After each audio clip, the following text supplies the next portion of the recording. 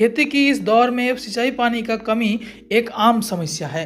इसी के साथ साथ जलवायु परिवर्तन भी किसानों को बहुत ज्यादा नुकसान पहुंचा रहा है। सही समय पर बारिश न होने पर किसान का सिंचाई खर्चा भी आहिस्ते आहिस्ते बढ़ रहा है, जिसके कारण खेती का खर्चा भी बढ़ रहा है और मुनाफा धीरे धीरे कम होती दिख रहा है।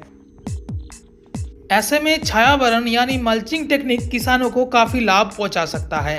छायावरण टेक्निक पौधे को निकटतम मिट्टी की सतह को किसी तरह से ढकने का एक तकनीक है जो कि कृत्रिम या फिर प्राकृतिक नियमों से हो सकती है। प्रकृति में पाए जाने वाले कई सामग्री जैसे पेड़ के पत्ते, छिलके, छोटे छोटे शाखाएं, फूलों की गिरती पंखुड़ियां, गिरे हुए फल और दूसरे कई प्रकार के जीवाश्म पदार्थ इत्यादि छायावरण यानी मल्चिंग के रूप में प्रयोग किए जा सकते हैं। लेकिन किसान के पास उपलब्ध चीजें जैसे धान का भूसा, गेहूं का भूसा हम मल्चिंग के लिए आसानी से इस्तेमाल कर सकते हैं।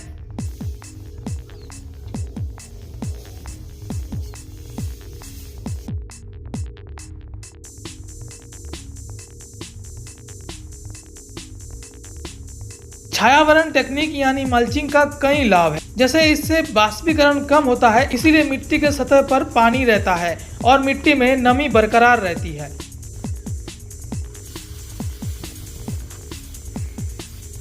मल्चिंग करने से लंबा समय तक मिट्टी गीला रहता है, इसीलिए पानी का खर्चा काफी कम आता है। मल्चिंग करने से मिट्टी में माइक्रो ऑर्गेनिज्म का बढ़ोतरी होती है, जिससे मिट्टी का जैविक गुणों का विकास होता है।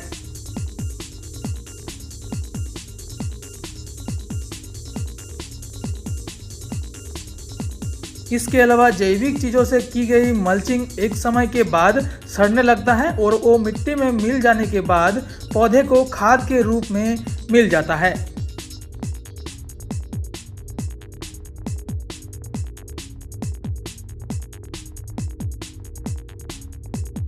जीवाश्मिक मल्चिंग प्राकृतिक चीजों से जैसे फसलों के अवशेष, लकड़ी का छिलका एवं बुरादा, पेड़ों के पत्ते से की जाती है, जो समय के साथ साथ विघटित होता जाता है और कुछ समय बाद खाद बन जाता है और ये मिट्टी में पोषक तत्वों का प्रदान करता है।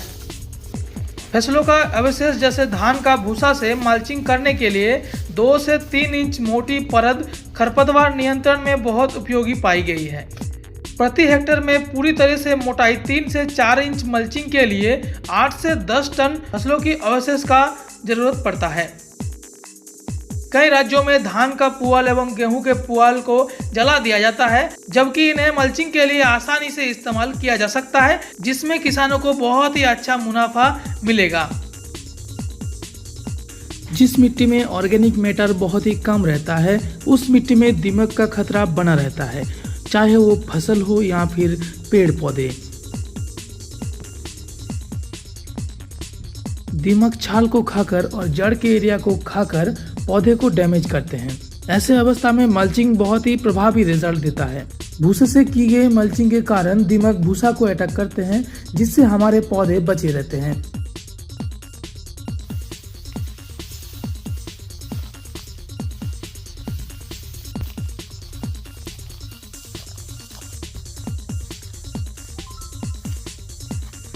अगर मल्चिंग की समय की बात करें तो फल वाले पेड़ के लिए किसान फरवरी मार्च के शुरुआती से ही मल्चिंग कर सकते हैं, जब गर्मी का शुरुआत होता है।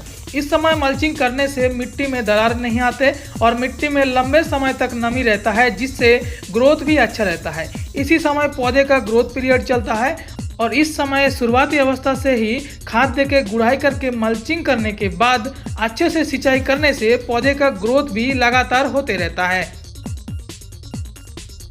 बिना मल्चिंग किए हुए पौधे के तुलना में मल्चिंग किए हुए पौधे में ग्रोथ ज़्यादा होता है और इसमें पौधे भी स्वस्थ रहते हैं।